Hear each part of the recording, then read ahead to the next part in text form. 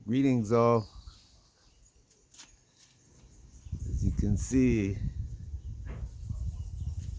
very beautiful day today.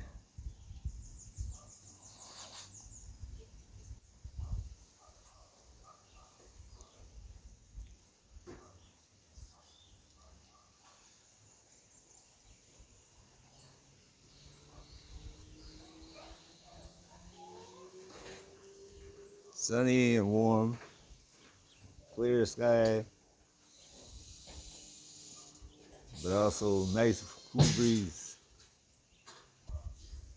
Mangoes. This is the first year that this tree has had so many mangoes on it.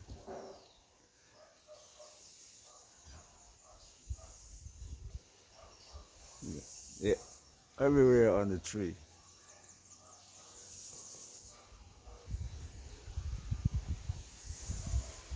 Blossoms and fruits everywhere.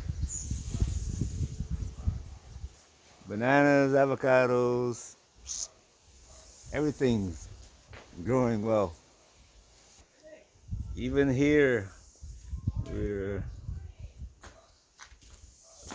planting vegetables,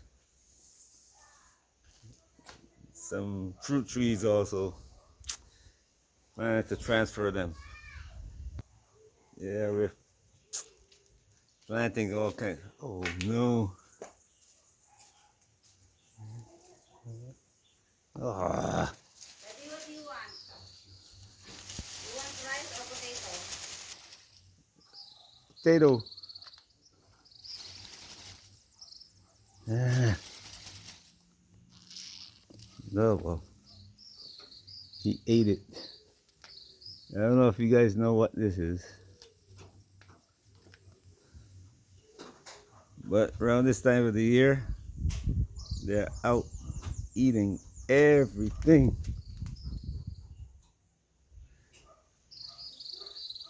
This is a very good fruit to eat. It handles your blood pressure, and diabetes, and all that.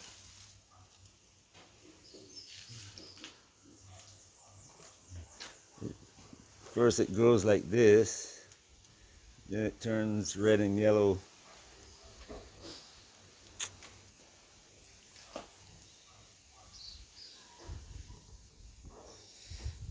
If only we can keep this going. The monkeys always help us. They dig it up. Anyway, just walking around in the morning, the avocado tree. It's actually too close to the house, but trying to figure out what to do with it. Because it should start fruiting maybe a year or two from now. I don't want to destroy it. But anyway, last time you saw this area, it looked like a complete jungle. Now things have changed.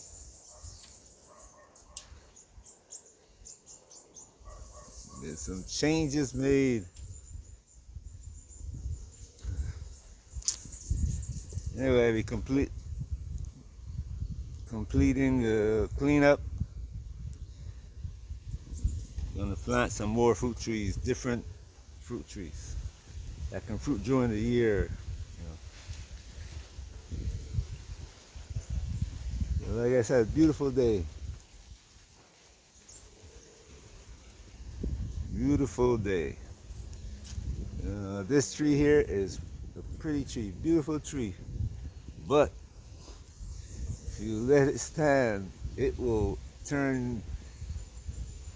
It came from the Amazon, I think. And just one piece of it can drift across the ocean, and wherever it lands, it goes. And this is what has happened across this whole area. These trees are growing up and pushing out all the local trees, so you have to cut them and keep them from growing back, from regrowing. Anyway, we're here. Just enjoying the day actually. I just came out to walk around and look around at what's going on. 'Cause the last, I don't know, 2 weeks or so, wake up in the morning and rain clouds fill the sky. There was light, but no bright sunshine like this.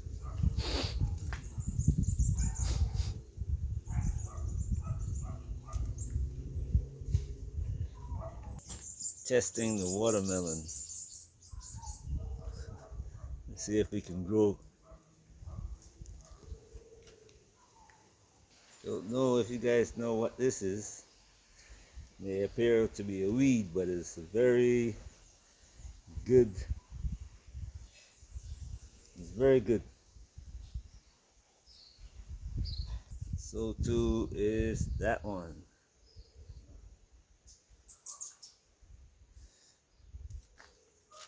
And this one.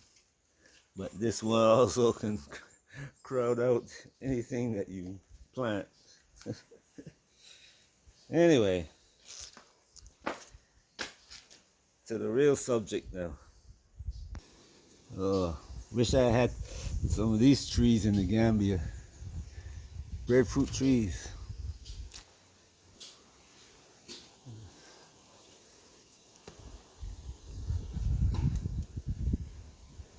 Some of the best breadfruit I've tasted. Look at this. And the avocados are beginning to grow bigger now. Look at that up there. Huh. Wow. Almost ready to be harvested.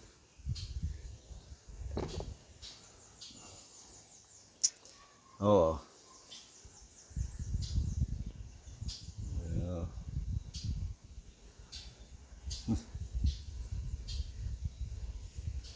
That's a communications tower. Anyway, look out across, well, it can look out across the Atlantic.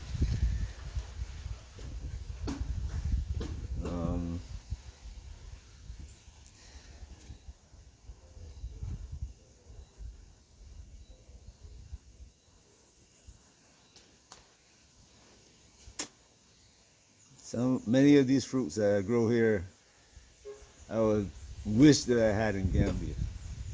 Wish. I'm thinking about daily how to get them there. How can I get the avocado seeds? Possibly, but the breadfruit, I don't know, because you have to bring plants and it might not be acceptable to do that. So you have to come up with some idea how to get some breadfruit. Banana trees here are different to the one that you buy in the store, at least the ones we have on our land. Different to the one you get in the store. And they taste much different to the commercially produced one.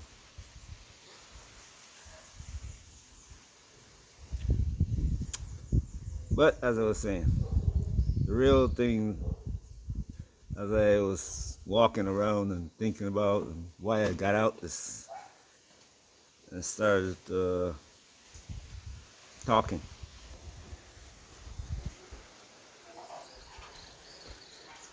I woke up again today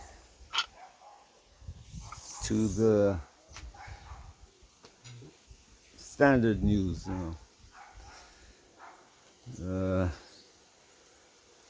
and people talk about Africa in the Western press, in the Western mind. It's about what is going wrong, except for the business people who think about opportunities, and they don't talk about that except in their own circles.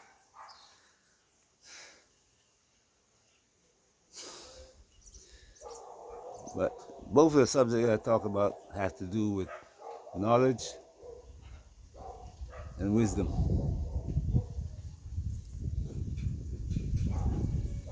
and having leadership that can build, because that leadership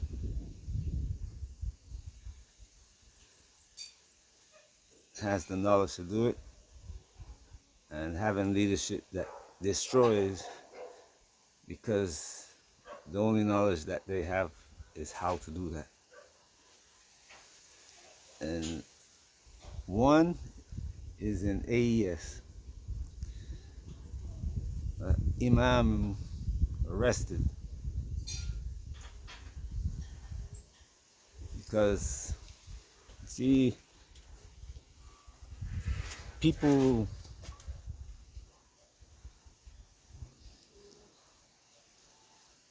religion has a very detrimental role in history.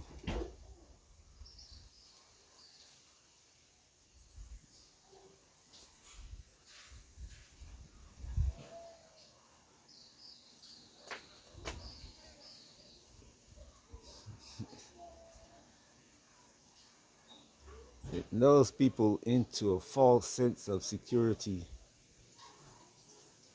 and destruction. And that's what we see in AES. One imam was arrested, and quickly somebody printed up a false death certificate, and it spread quickly across the country with the expectation that people would start rioting. Why would they expect that? Because that's what they taught people to do when somebody touches one of their religious leaders.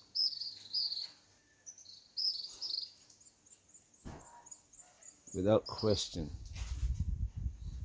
what did he do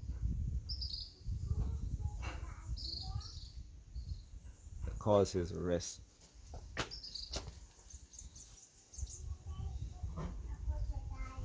I've seen containers. I don't know if you know what a container is. It's a piece of equipment you put on an airplane where you load bags or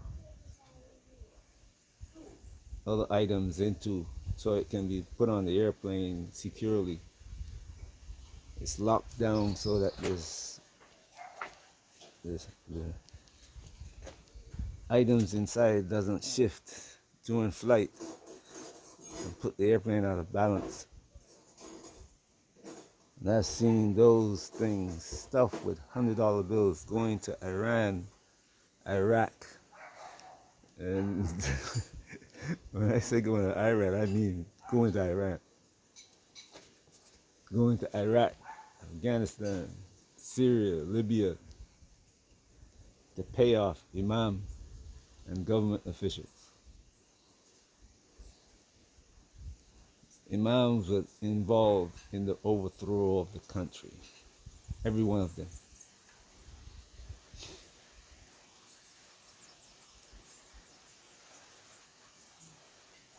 Religious belief. You go to the mosque or a church or what they call the temple in the Jewish religion. The man standing in front of you supposedly teaching you about God, as if he knows about God. Actually have no knowledge about God. He's repeating what he read or heard without knowledge. And sometimes with the wisdom that destroyed. And that's what you have in Burkina Faso, Niger, all West Africa actually. The people there don't know that their religion is being paid for by UAE, not to make life better, but to destroy their country that they live in, keep them in poverty. Israel training the jihadists, the Europeans giving them the weapons.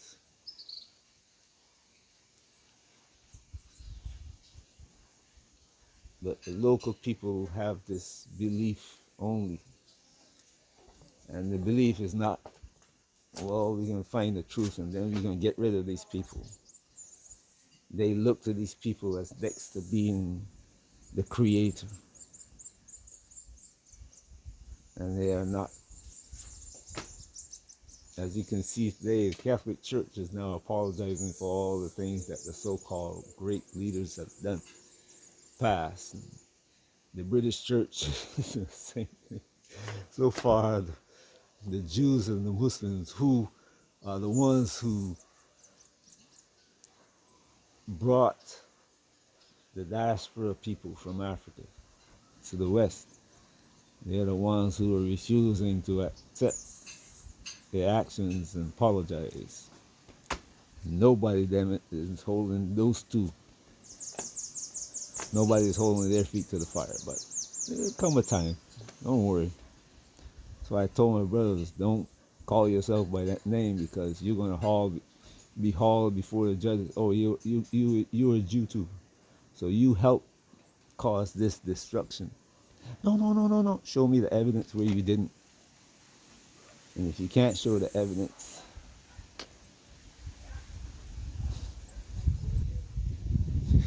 you'll learn. Anyway, that's one path. That's what's happening in Burkina Faso and Niger. AES, attempted destruction of the land by any means necessary. And the Europeans are using the religion that people believe in. The next one is Kenya. Actually, Congo, Kenya, Uganda, area around East Africa. Another area. And there's an outbreak of Ebola. Africans were dying. And one American got sick. And quickly, like that, America sends in a whole team of doctors and everything needed to help any American in the area, they say. Because we know if a black American walk into the thing and say, hey, I have Ebola, saying, who are you? We don't know you.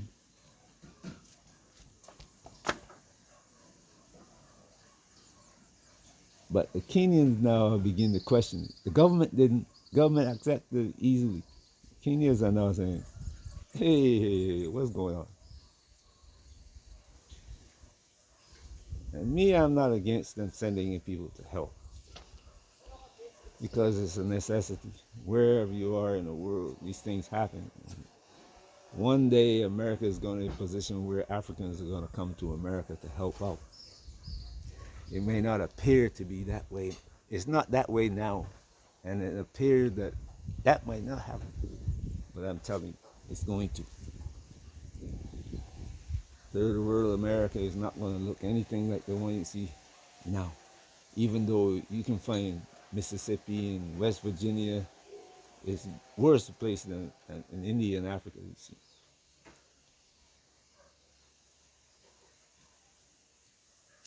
But the same, when the division and wars between the divisions begin, people are not going to believe that. They're going to look at the pictures from the past and say, how did this become what it is today?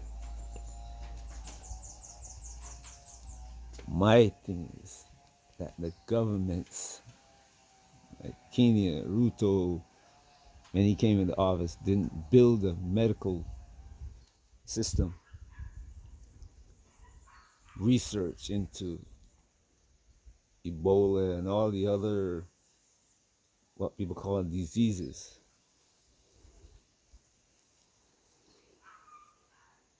None of these African governments are building their own facilities to deal with these things, doing research to deal with these things. Other people, other organizations from the West are having to send in their researchers and create research facilities where the government should be doing these things.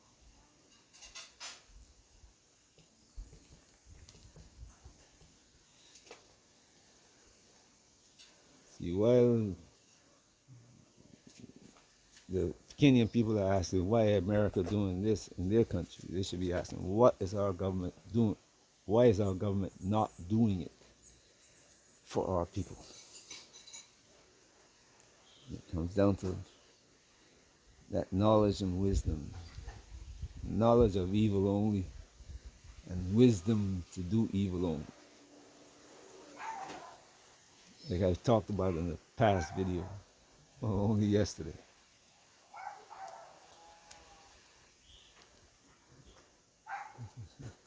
See, when I talk about these things and then I see them, I look at the world around me and say, you see what happens when people don't do what's right. You know.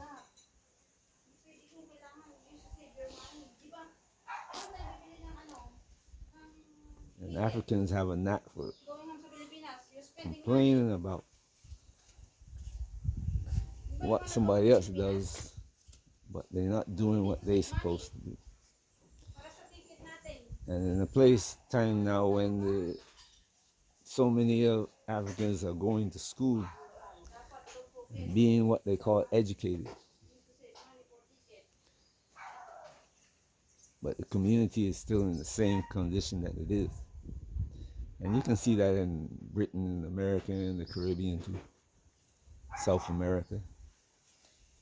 A lot of Africans going to school, a lot of them getting education. You know, you see about education, they make an article that says Nigeria are the most educated, black women are the most educated, this country is the most educated, you know. That country has the most educated people. Well, what is it doing?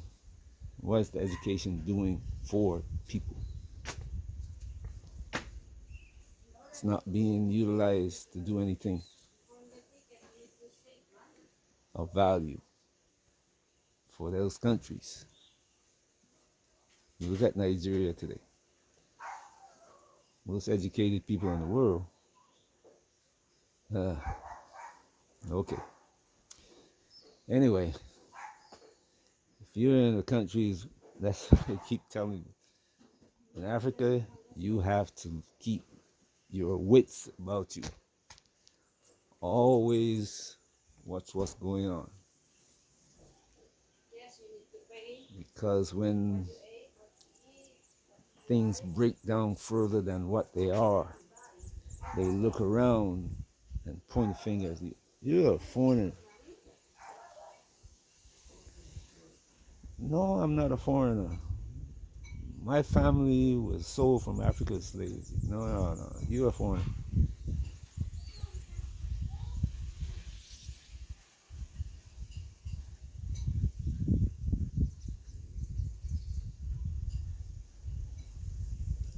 Watch your surroundings, because this thing is getting worse. You think it's bad now. You haven't seen it yet. Have a great day wherever you are. Watch out what you're doing, how you're doing it, and always having in your mind. It's like when you're cooking. You making sure you're making something that you like that's good, but you're making sure the fire does not get too hot to burn your food. Stay safe. Peace.